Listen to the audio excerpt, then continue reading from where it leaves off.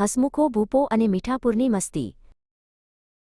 મીઠાપુર નામના એક સુંદર ગામમાં ભૂપો નામનો એક છોકરો રહેતો હતો। ભૂપો તેના નામ જેવો જ ભોળો અને હંમેશા હસતો રહેતો। તેના ચહેરા પર કાયમ એક મોટી સ્મિત રહેતી, જેના કારણે આખું ગામ તેને હસમુખો ભૂપો કહીને બોલાવતું। એક દિવસ સવારે ભૂપાની મમ્મીએ તેને માટીના વાસણમાં તાજું દહીં આપ્યું।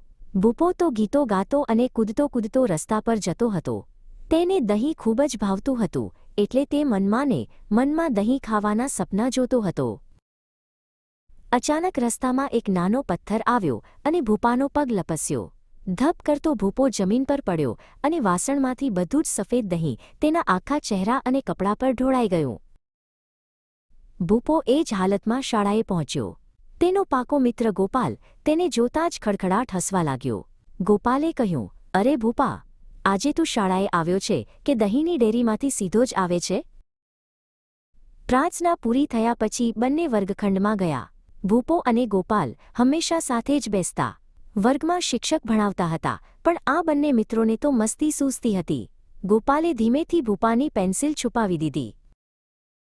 ભૂપો પણ કાંઈ ઓછો નહોતો। તેણે ગોપાલના દફતરની ચેન ધીમેથી ખોલી નાખી। ગોપાલ જેવો હલ્યો કે તેના દફતરમાંથી ચોપડીઓ નીચે પડવા લાગી। આ જોઈને ગોપાલ પોતાનું હસવું રોકી શક્યો નહીં। બંને મિત્રોની મસ્તી જોઈને શિક્ષક વલજીભાઈ તેમની પાસે આવ્યા। વલજીભાઈ ખૂબ જ શાંત અને દયાળુ હતા। તેમણે પોતાના ચશ્મા સરખા કર્યા અને ભૂપા સામે ગંભીર નજરે જોયું।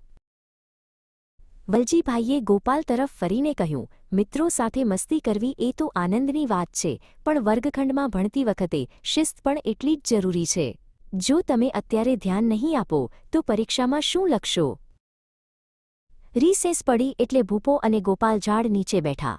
ભૂપાએ તેના ડબ્બામાંથી રોટલી કાઢી અને ગોપાલે તેને અથાણું આપ્યું। બંનેએ હસતા હસતા નાસ્તો કર્યો। તેમને સમજાયું કે શિક્ષકની વાત સાચી હતી। સાંજ પડી ત્યારે ભૂપો ઘરે જતી વખતે ફરીથી હસતો હતો। તેણે વિચાર્યું કે જીવનમાં દહીં ઢોળાય કે શિક્ષકની શિખામણ મળે, જો સાથે ગોપાલ જેવો મિત્ર હોય તો બધું જ મજાનું લાગે છે। મીઠાપુરનો ભૂપો આજે વધુ ખુશ હતો।